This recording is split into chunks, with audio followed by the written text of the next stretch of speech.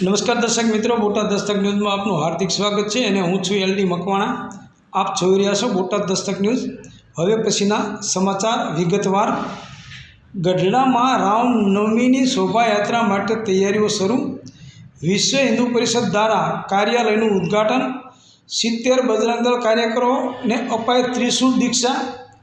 ગઢડામાં રામનવમી નિમિત્તે નીકળનારી શોભાયાત્રાની તૈયારીઓ શરૂ થઈ ગઈ છે। વિશ્વ હિન્દુ પરિષદ દ્વારા આયોજિત આ શોભાયાત્રા માટે કાર્યાલયનું ઉદ્ઘાટન કરવામાં આવ્યું છે। વિશ્વ હિન્દુ પરિષદ છેલ્લા 3 વર્ષથી રામનવમીના દિવસે રામ જન્મોત્સવની શોભાયાત્રાનું આયોજન કરે છે।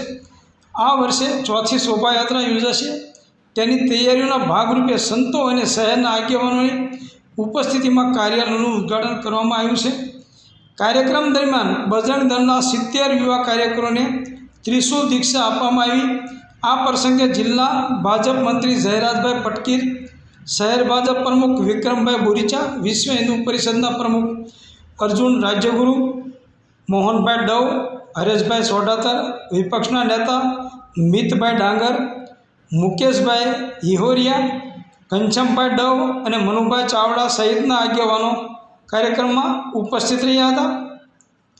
દર્શક મિત્રો, જે કહેવામાં આવે છે કે બજરંગ દળના કાર્યકરોને ત્રિશુલ દીક્ષા, તો ખરેખર દર્શક મિત્રો, આ જે આખું કારસ્તાન જે છે એ ત્રિશુલ દીક્ષા મતલબ લોકોને ડરાવવા માટેનું સાધન છે અને ખાસ કરીને કોમવાદ કરવા માટેનું સાધન છે।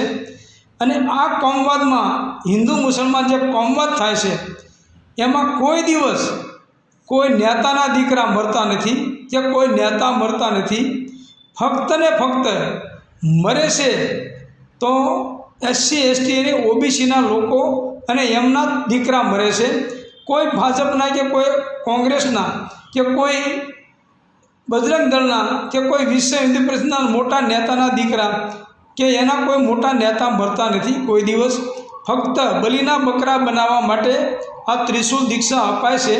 અને ખરેખર હજી સમજી જાય તો લોકો સમજી જાય તો સારું છે, કારણ કે આ દેશ અત્યારે ક્યાં કઈ કગાર ઉપર ઊભો છે એ જ ખબર નથી પડતી। ખરેખર દેશ ક્યાં જઈ રહ્યો છે, દેશ કઈ દિશામાં જઈ રહ્યો છે।